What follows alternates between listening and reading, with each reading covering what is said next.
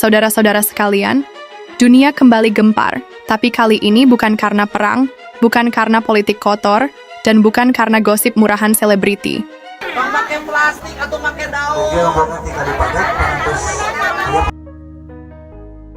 Dunia gempar karena seorang gubernur dari Jawa Barat, Indonesia, bernama Deddy Mulyadi, muncul di layar kaca televisi Islandia. Barn fær að óbreyttu ekki fæðingarstyrk námsmanna.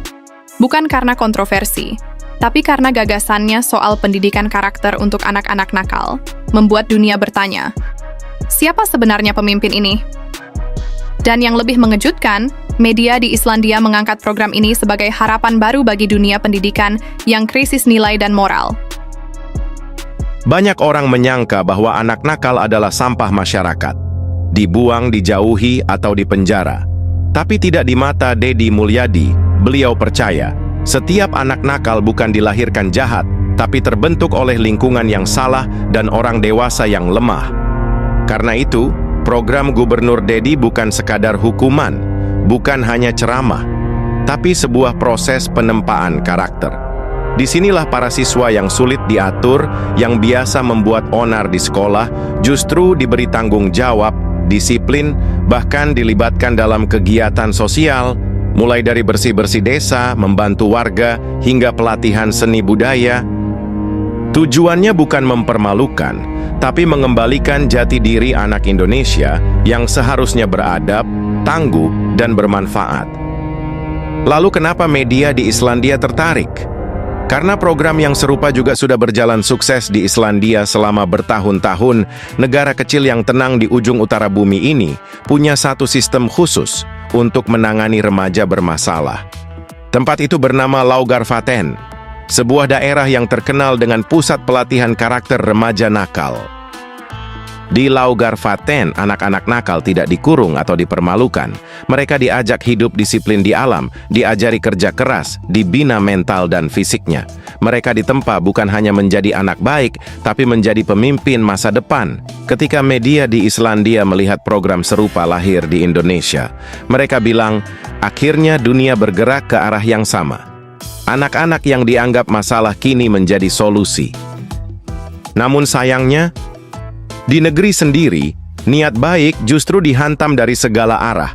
Banyak pihak menghalangi program ini, mulai dari pejabat yang merasa tersinggung karena program ini membuat mereka terlihat tak berguna, sampai ormas dan tokoh-tokoh yang takut kehilangan pengaruh. Lucunya lagi, ada yang berkomentar, kenapa anak-anak harus ditempa seperti di barak militer Amerika? Ini bukan perang. Sebuah argumen yang sempit dan dangkal. Padahal penempaan bukan berarti kekerasan. Di Islandia pun anak-anak itu ditempa dengan ketegasan dan kasih sayang. Mereka bangun pagi, olahraga, kerja bakti, diskusi, dan diajak menyusun rencana hidup. Apakah itu salah? Justru di saat banyak anak Indonesia sibuk main TikTok, berjoget di lampu merah, atau tawuran, Deddy Mulyadi memilih jalan berani, menciptakan generasi yang sadar tanggung jawab. Lihat hasilnya. Di Islandia, program Laugarvatn membuat angka kenakalan remaja turun drastis. Tingkat penggunaan narkoba menurun, angka kriminal menurun, dan anak-anak kembali ke sekolah dengan semangat baru. Di Jawa Barat, program yang diinisiasi Deddy Mulyadi juga sudah menunjukkan perubahan nyata. Banyak anak yang tadinya dikeluarkan dari sekolah, kini kembali belajar, bahkan membantu mengajar adik kelasnya. Apakah ini buruk? Tentu tidak. Ini adalah kemenangan moral yang sesungguhnya. Saudara-saudara, dunia menyambut gagasan ini dengan tepuk tangan. Tapi di negeri sendiri banyak yang mencibir dan menghalangi. Begitulah nasib para pemimpin yang memilih jalan yang tidak populer. Tapi sejarah mencatat, yang mengubah dunia bukan mereka yang ikut arus, melainkan mereka yang melawan arus. Deddy Mulyadi adalah pemimpin yang berani melawan arus. Demi anak-anak, demi masa depan bangsa.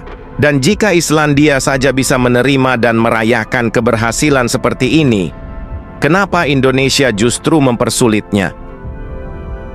Jika Anda percaya pendidikan karakter adalah fondasi masa depan Indonesia, tekan like, share ke teman-teman Anda, dan tulis pendapat Anda di kolom komentar. Subscribe channel ini untuk konten penuh makna lainnya.